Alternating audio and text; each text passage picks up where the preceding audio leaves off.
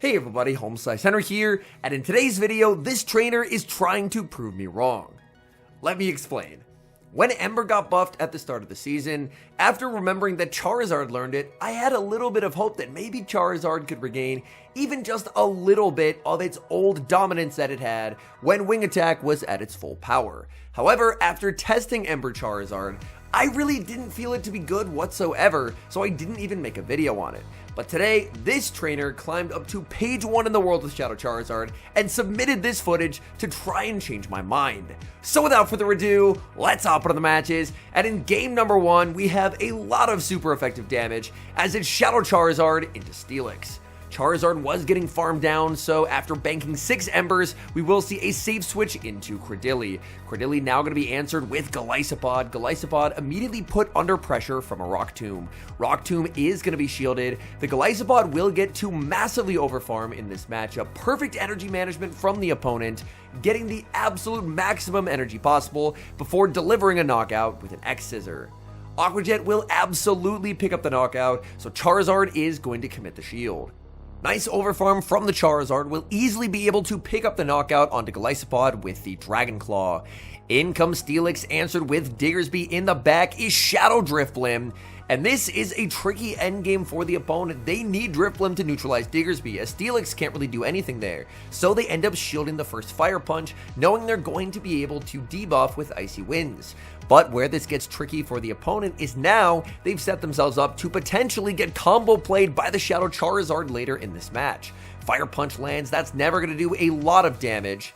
Diggersby going to be hit with the Icy Wind, a Scorching Sands is banked, and now is the prime time to go for the snipe. In comes Charizard, can't get the Blast Burn, the slow energy generation on Ember, a factor there. Charizard gets that Ember down. In comes Steelix, but there's just no way to get through the remaining HP on the Diggersby, so the opponent is going to resign the match. Hopping into game number 2, Shadow Charizard versus Galarian Moltres. Opponent switches out of that lead, which does surprise me a little bit. I guess they're probably running ABB if they're making that play, because Sucker Punches would be absolutely shredding through the Charizard. Drapion is going to try and go for the CMP tie. Drapion's energy advantage means they probably have play towards flipping this if they want to. A bait from the Diggersby, opting for the Fire Punch. Fire Punch, bait gets called by the opponent, and just like that, the opponent is able to win switch advantage. Down goes Diggersby, but this does set up the Shadow Charizard to get a healthy energy head start. What does the opponent have in the back? It's going to be a Gastrodon. No baits here from the Shadow Charizard, going straight for the Blast Burn. It connects, and that is big damage. Gastrodon just gonna go for the Body Slam. Shadow Charizard is so frail that it will have to respect this. Opponent switches into Galarian Moltres. Moltres instantly met with a Dragon Claw. Dragon Claw does get shielded. Opponent is going to regret that shield when they see it's going to be a Credilli in the back. Opponent is just going to go straight for the fly. They're not even building up to the Brave Bird because they just want damage. The desync and the switch timers is what is going to be potentially catastrophic here, because the opponent will have the ability to switch after their next fly from Moltres, whereas our battler will still be stuck on the field. So there's the fly. We should see the switch out here. No ability to switch, and this forces Credilli to go for a move. Credilli undercharges the Rock Tomb. There's the switch to Charizard. Charizard gets the farm down. Can Charizard make the Blast Burn? No, it cannot. Forced to settle for the Dragon Claw. Dragon Claw into the Moltres is going to land. That's significant damage, but it's not enough. The Moltres survives the Dragon Claw and the Acids. Fly KOs Credilli, and unfortunately that will be a loss. Moving to game number 3, Shadow Charizard, oh my goodness, into Venusaur. Opponent safe switches into Greninja. The opponent breaking out some anti-meta picks here with the Venusaur-Greninja combination. Greninja's Hydro Cannon is going to be shielded up by the Credilli. Credilli just looking to lower the damage output from that Greninja with a Rock Tomb. Even a Rock Tomb that hits for neutral will still do so much damage to Greninja. Greninja has farmed up so much energy. Credilli going to no shield, hoping that it can survive 2 here. It looks like it can barely survive 2, but not by much. So Greninja, if it wants to, can make a play for switch advantage, but they will have to double shield to do so. So we will see this Rock Tomb launched at the Greninja. Greninja going to go for a double shield and a full farm down, exiting with a ton of energy. In comes Diggersby. Diggersby, these are -2 Hydro Cannons. They're super effective, but Diggersby should be able to survive them pretty comfortably. There are the back-to-back Hydro Cannon throws, and it's going to be up to Shadow Charizard to basically 1v2. There comes the Charizard, answered with a Talonflame, and this should just be a win, as Shadow Charizard may have to give up one shield against the Talonflame, because the Double Dragon Claw will come very close to knocking out, but I think Talon can hang on, but Charizard will exit with a little bit of residual energy, and that's going to be all that's needed to outpace and completely destroy that poor Venusaur. So down goes Talonflame. Opponent out of options here. They bring in the Venusaur. They realize there's just no hope in this match, and they will resign the game. We move to the next match, Shadow Charizard versus Furret. Furret has a lot of fast move pressure, something that Charizard isn't a big fan of.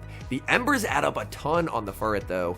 Furret going to be baited now with a Dragon Claw. Honestly, Dragon Claw not much of a bait here because it still does so much damage, and there is going to be a swift catch onto Credilli.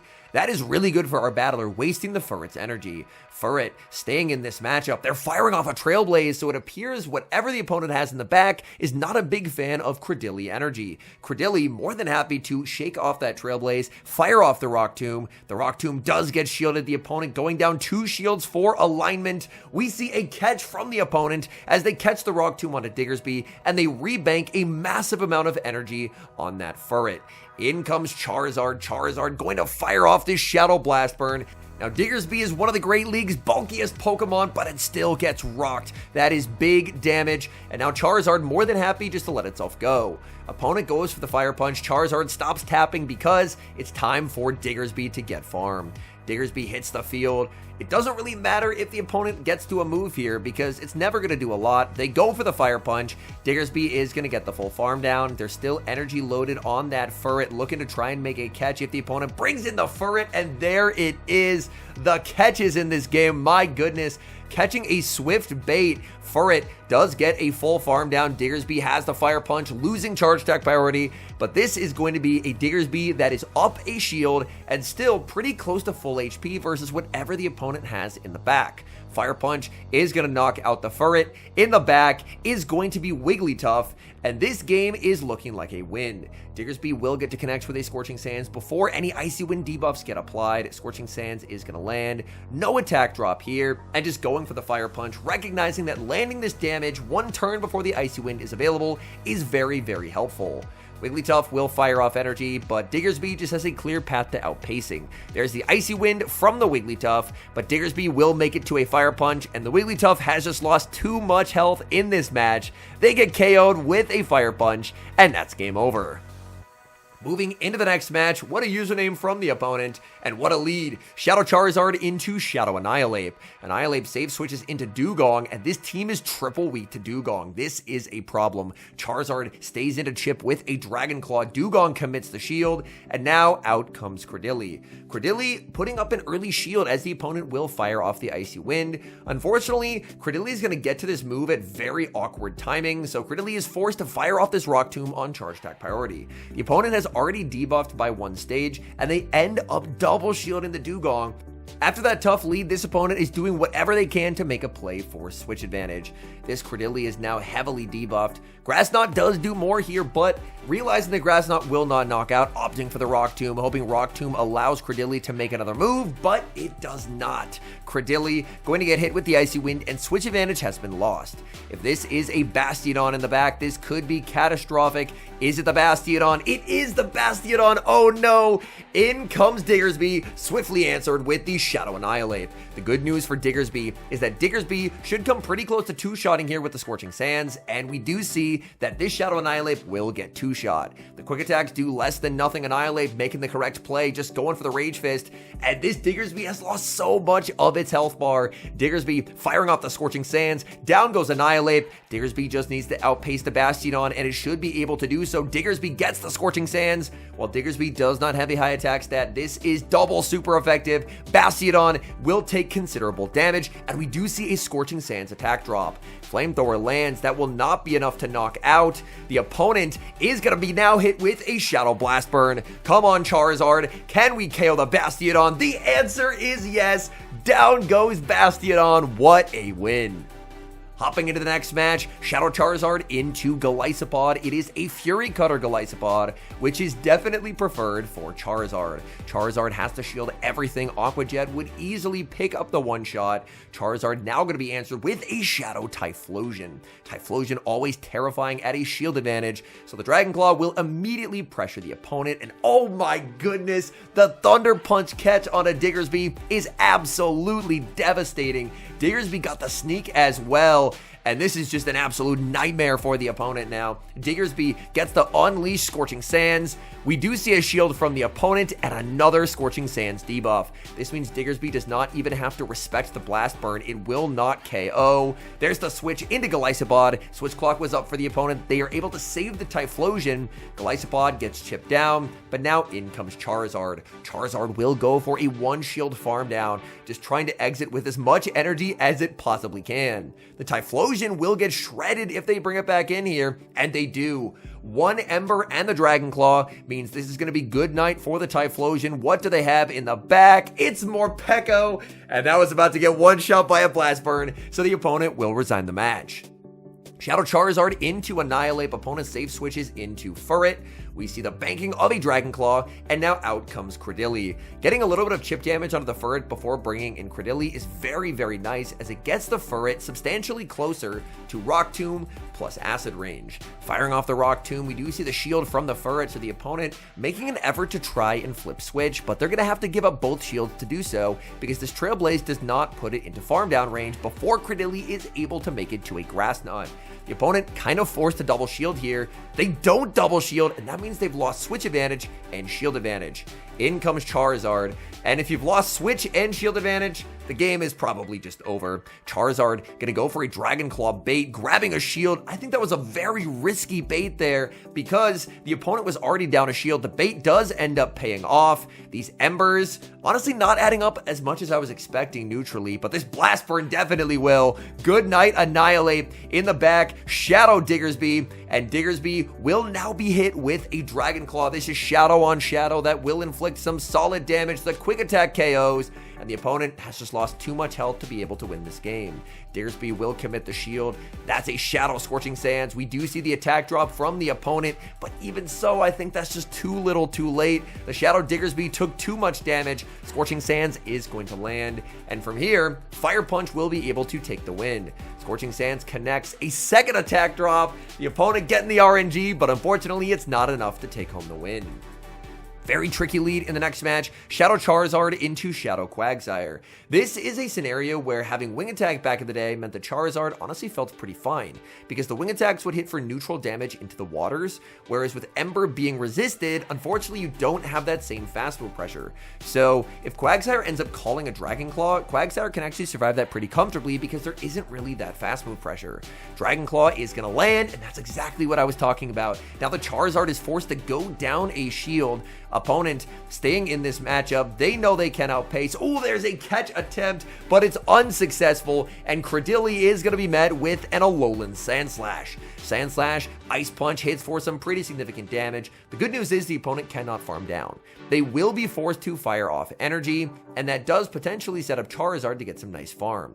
Great overfarm by the opponent, getting the maximum amount of residual energy, winning charge attack priority, and picking up the knockout. In comes Charizard. Looks like a little bit of a pause there. I'm not quite sure what happened. Ice Punch is going to land. They switch in the back. They have a Charge-a-Bug, and the opponent running an old school team. I think I have actually queued this trainer this season, and they were running this exact same team, because the moment I saw the Charge-a-Bug, I went, wait a minute, I've seen this back line before. But Charge-a-Bug, unfortunately, getting hard switch locked here is basically the only win con that Maki had, but the opponent has now switch locked the Charge-a-Bug, and Diggersby just gets to absolutely feast. Diggersby will get to pick up the knockout with the Fire Punch. Diggersby has a bunch of residual energy as well. In comes the Quagsire. Aqua Tail will hit for super effective damage, but it will not knock out. Diggersby is simply too bulky. Diggersby survives. Fire Punch into the Quagsire is going to pick up the KO. In comes the Sandslash. Ember down from the Charizard, and that's going to be a win.